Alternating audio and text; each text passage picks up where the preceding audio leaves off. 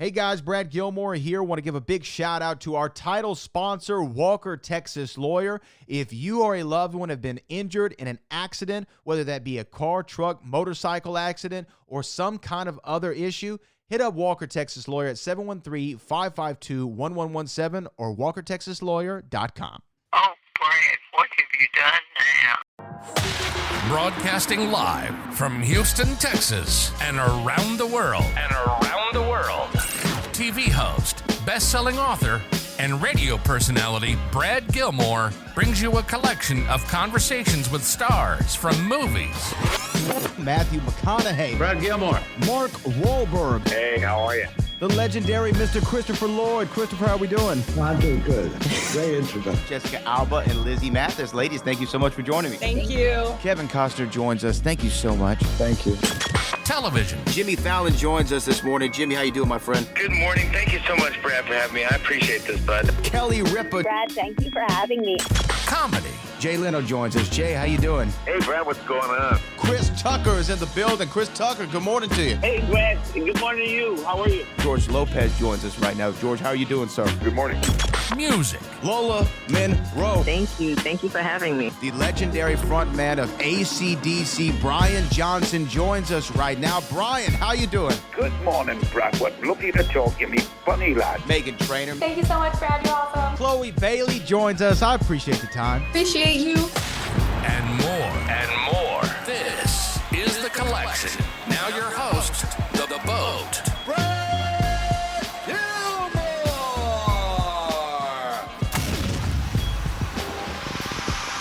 And I'm so excited to have my next guest joining me right now. She's the co-owner of Ring My Belle. This is a concept that I can't wait for people to hear. Brandy, how you doing? I'm good. How are you, Brad? I'm doing great. You know what? I want to start right off with Ring My Belle because Okay. this last weekend, I swear my wife and I had this conversation of something like this would be a great idea because this last weekend, something went wrong in my car. I needed new brakes, and I found a service that came to my house and did the brake job in my driveway. I said, Yeah. "This is genius. How come they don't have this for everything?" And my wife even brought up a concept similar to Ring My Belle. So tell people what exactly that is. Oh my gosh. Yes. That's why it's so perfect. Ring My Belle comes to your house just like that. Just like if you were to call an Uber or anything, and they will do your makeup, your hair, spray tan, IVs, all the good things that you need right before an event, a high school reunion, you have to go to a party, a charity event, or you just are going out for the night.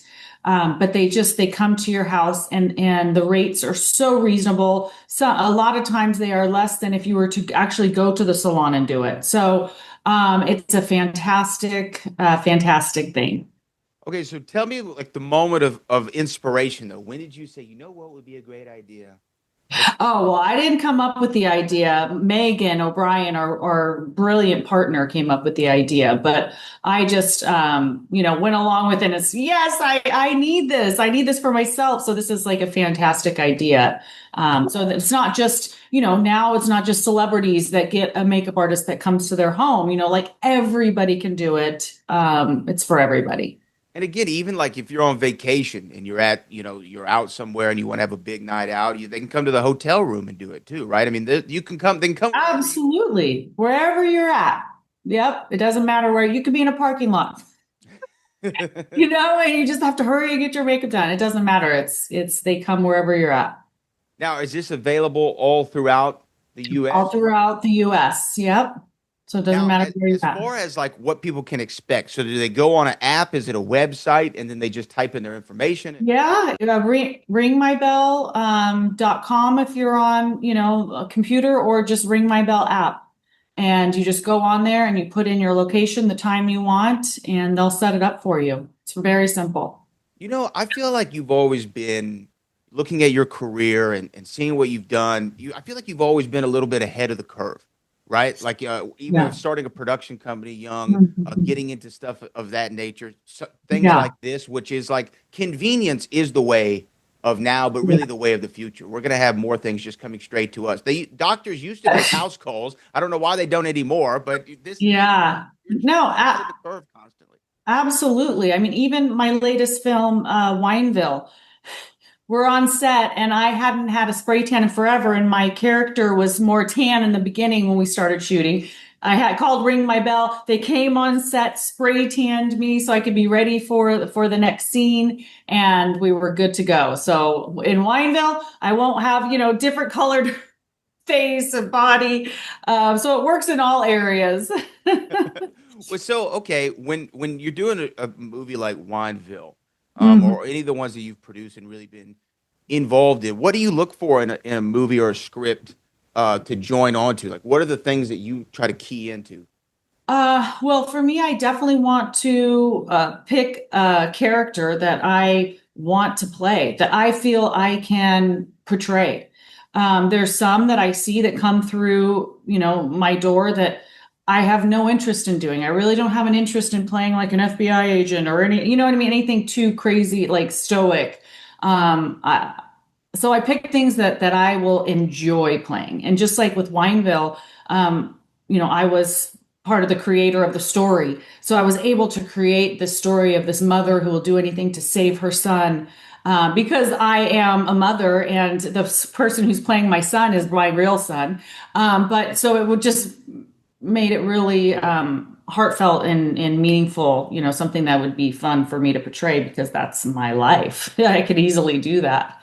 You could drop right into it. So, Yeah. how is it working with your son on set? Does he listen? Does he listen well to mom, or do you find yourself like I don't know, having to get Yeah. after him?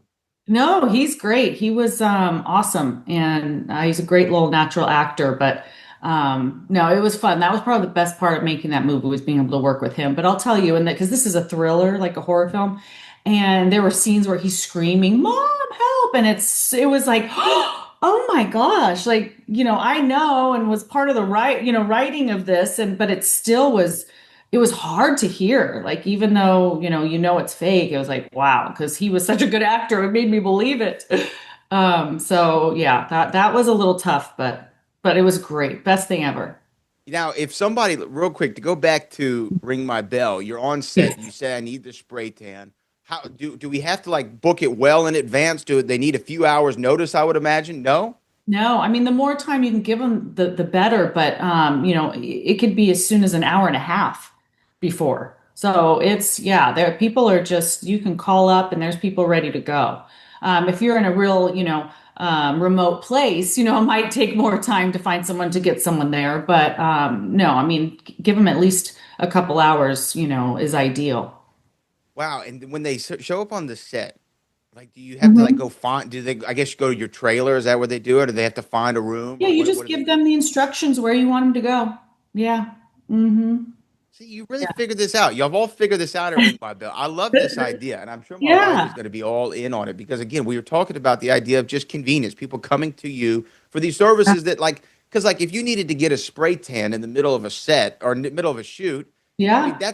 we're talking about a several hour extravaganza because you got to find a place that's close by. You got to drive there. Maybe you have a membership. Maybe Yeah, and you can't leave. I mean, and then a lot of times people don't feel comfortable doing that. Like you just want to get out of the shower, have your robe on, have someone come spray tan you. They leave, and then you're getting ready because going there is going to be a whole waste of time. So having someone just come right to you, it just knocks out so much more of the process, and you're getting professional, like a really good spray tan, not like going into some booth. When did you decide, though, you wanted to get into more of the behind the scenes of the camera and production and coming up with stories and telling these stories? Because I just feel Ah, like so yeah. many people, because you did it early on. So Mhm. most people wait, or maybe they have that idea when they get, longer in the tooth or something like that. But you were younger and said, no, this is what I want to do. I felt like that. What made that happen? Well, behind the camera, that was because of COVID. We weren't able to do anything. Everything was kind of, locked down. So I was like, you know what? Now's the time. And I just started creating ideas and stories and what I wanted to do and figured, well, now's the time. It just was like the perfect opening. And, but I was not younger. I've been in the business now 27 years. So at that time, early 20s. Um, Early 2000s, but it just so I felt like I had so much experience in front of the camera and being in front of the camera and being on sets that I carried that through, and I met so many people in the business they helped me. I was able to call on people and ask questions and took the leap, and even though it was scary, just went ahead and did it and But started. but you also like started a production company, Oh early on, yeah. right? Oh yeah. Definitely started creating projects early on, but the directing part didn't start till a lot later. But yes, creating and producing projects, that's just my jam. I love it. I love putting projects together, creating. So it's fun for me. So when you were doing, say some of the early work, whether it be Baywatch or whatever it was, would you be kind of on set reading through maybe one of the scripts and going, and that producer brain starts to jump in and go, you know what, maybe this would actually be a better story would be, this, and we could maybe do it this, and this way. Did you have kind of some creative freedom when you were working on that show, or did that come later? You know what? What's fun about the Baywatch thing is I actually auditioned for a smaller, different role. And they said, the producer director said I hit it out of the park. So they actually created a huge lead role for me, and I ended up being the head lifeguard. So when we went in to create this character, we sat down and he asked me about my family. We created everything, like my dad, even though he was in the Navy, they said, can we just say he's in the Coast Guard? So we created things that were kind of, from my life. So it was kind of fun. I actually was a part of that creative process of my character on Baywatch, Lee Dyer. Which is like such a rare opportunity. Like normally when you come in, it's all scripted out for you. It's set in stone, especially on a big show like Baywatch at the time. Yeah. And to be able to have that, what an incredible experience. Even my name, Lee, is my dad's middle name.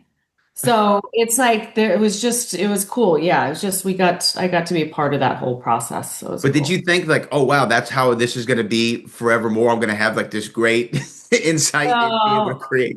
I will tell you, once I got on the show, I was like, oh, I've made it. I never have to audition again, and then after, this, I was on the seasons, then it got canceled. There was no more Baywatch. And I was like, oh, I thought I was going to be, working here forever. And I thought it was going to be the best job.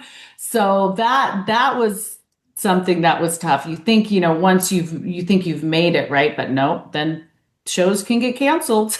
And so what's the immediate thing, because most people, who don't work in the entertainment industry, they're thinking, okay, I got to go, do this, and this once they lose maybe a job that they have forever. But when in entertainment, something can pop up immediately or something cannot be out there for a long time. It's so up and down depending on what projects are out there, what you are a good match for, and so on and so forth. So what's your immediate strategy after Baywatch? You just have to keep on going. I mean, just with acting, it's like going to the gym, right? You keep going to your acting classes, you keep auditioning, it's like you're back in the grind again. Are there more, opportunities right away, of course, and better things you can audition for? Like, thankfully, Starsky and Hutch came along, did that. The Nanny Diaries with Scarlett Johansson and Chris Evans came along. So I had great opportunities to audition for, but you still have to audition. You're still back in the grind doing it. You talk about Starsky and Hutch. This movie I watched just a couple months ago. I love this movie. Yeah. I actually had the opportunity to talk to Owen Wilson earlier this year. What a great guy. What a dynamic character as well. Fellow Texan, so I feel like I automatically have a kinship with him. Yeah. But for you, that role, that scene is a very memorable scene in the movie. And you're talking about two of the great improvisational comic actors of all time. I don't know how many takes y'all did. Were they throwing stuff out? Did you have to kind of roll with the punches? What do you remember? Well, the funny thing about that movie or that scene that we were doing is that we were doing the scenes, we were done, and then Todd Phillips, Academy Award winning Todd Phillips, Yeah. The director, said, let's do it one more time. And unbeknownst to me, he told them, hey, just improv this scene. But they didn't tell me. And so they just started throwing all these questions out at me. And you've seen the scene, so you know the questions. But they started, and I was like, all the reactions and all the answers were all my real answers and reactions. I just went with it. And that's the scene they ended up using for the movie. So we shot all those takes, and then they ended up using the improv scene, which is just so awesome. So It is awesome, but wow. Okay, so You do that once you realize they're improvising, does your brain go, okay, I just need to drop in and just listen and react? Totally. I just went with it. Absolutely. That's why I was like, because the questions they were asking, it went with my reactions because, he was asking, well, what's your weight? And what's your sign? And I was like, and I said, well, what does that have to do with anything? And he says, it has everything to do with anything. Just answer the question, ma'am. It was a lot of fun. Yeah, just got right in there. Well, also when you finish filming something like that, then it's in the editor and the director's hands. You don't know what take they're going to use. You don't know anything. So did you leave going, I hope they use that improv take? Or did you go, I hope they use the scripted stuff that I was comfortable with and nailed? No, I just I just went to the premiere and I didn't know. In fact, I forgot about it and went to the premiere. And when I saw that, I was like, oh my God. And everyone was laughing in the theater. They were like, that was like the best scene in the movie. Like everyone loved and laughed at. And I'm like, that's so crazy. And that was the improv scene. So it is funny how just something natural that just comes out ends up, being the funniest scene in the movie. Yeah, it's definitely the most memorable scene, in that film. And you're talking about a movie that's got Will Ferrell acting crazy and Snoop Dogg acting crazy and Vince Vaughn is around acting crazy. And this is the most memorable. It really is.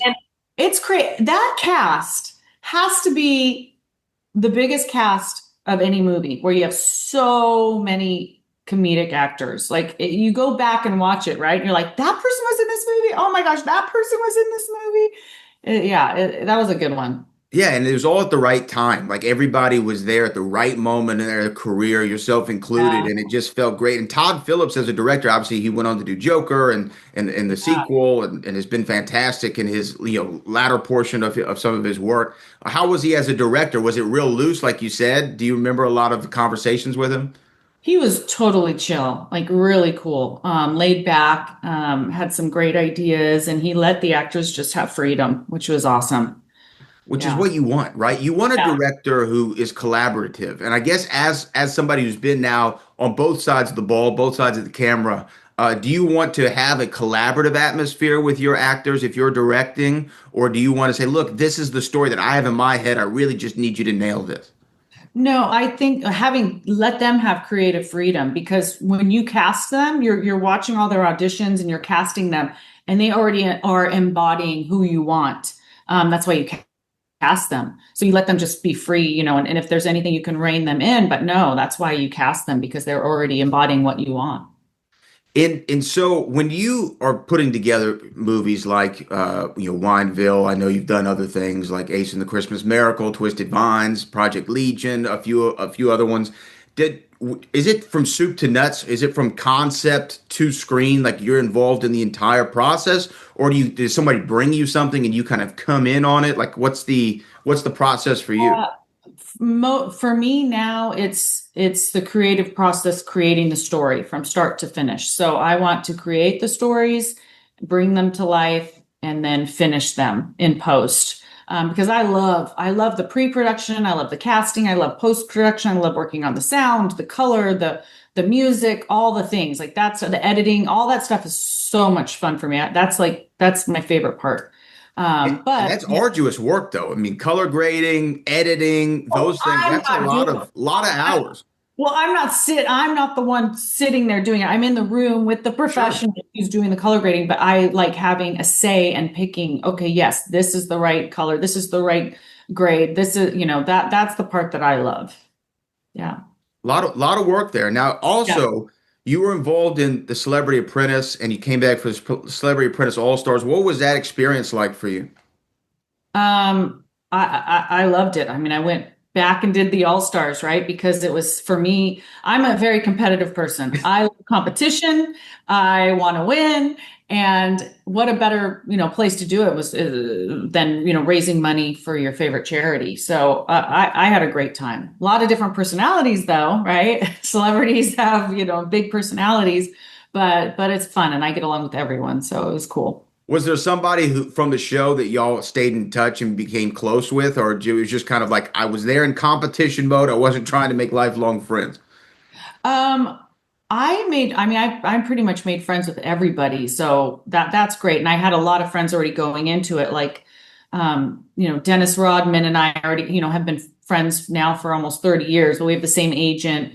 Claudia Jordan, I was good friends with, but just, and Annie Duke and I got really close in the first season when we went up against Joan Rivers and Melissa Rivers. But yeah, I mean, it's just, I made a lot of great friends. Andrew Dice Clay, he attributed me for him meeting his girlfriend, and, there was a lot of great friendships made. Being around Joan Rivers, who also is one of the great comic minds of all time, gone too soon, even though she had an incredible career. What was it like being around her?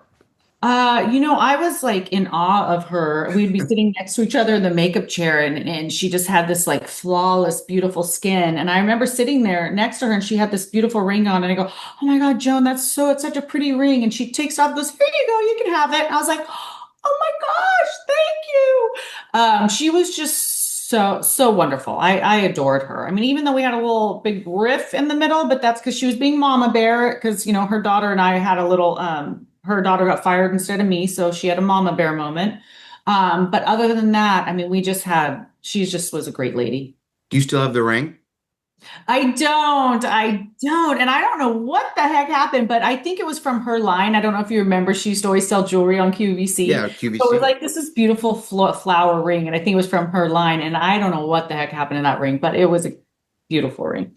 Beautiful ring. Now, let me ask this. Again, we're talking about Ring My Belle. Come to you wherever you are, spray tans, hair, makeup, the like, whatever you need. Yes. Go to ringmybelle.com, get the app, do what you got to do.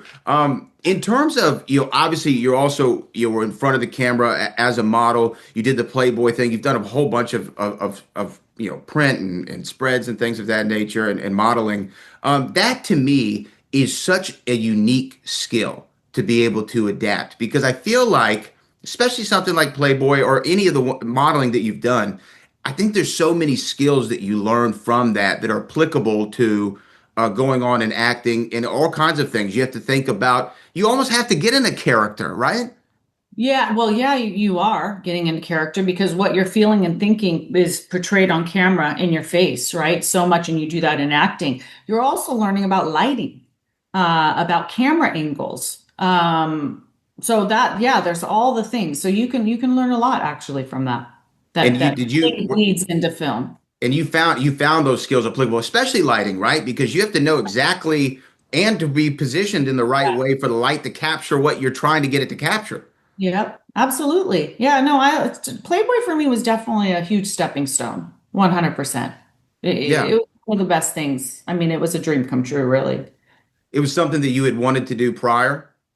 Yeah, because I mean, ever since I could remember, my mom told me I was named after a Playboy model. So, when you're told that at a young age, it's like, oh, really? And you're like, that's your, so it's just kind of a thing I aspired to do. Even in fifth grade, I remember telling my teacher when she asked, what do you want to be when you grow up? A Playboy model, a playmate, So that was probably not the right thing to say, but that's what I said, because that was it surreal though when you finally did it? Was it like a surreal moment, like I can't believe I'm here?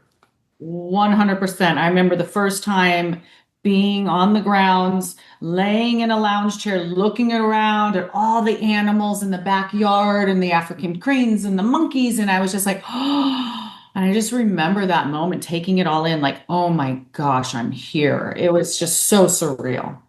Amazing. Well, Brande, we appreciate you joining us this morning. Ring My Belle. Make sure everybody goes and does it. It's a beautiful service, incredible idea. I appreciate the time with you this morning. And go watch Whineville. It's my baby, please. It's the perfect time. It's fall. Go watch Whineville. Go check out Whineville. Brande, I appreciate you. Have a good one. Thank you.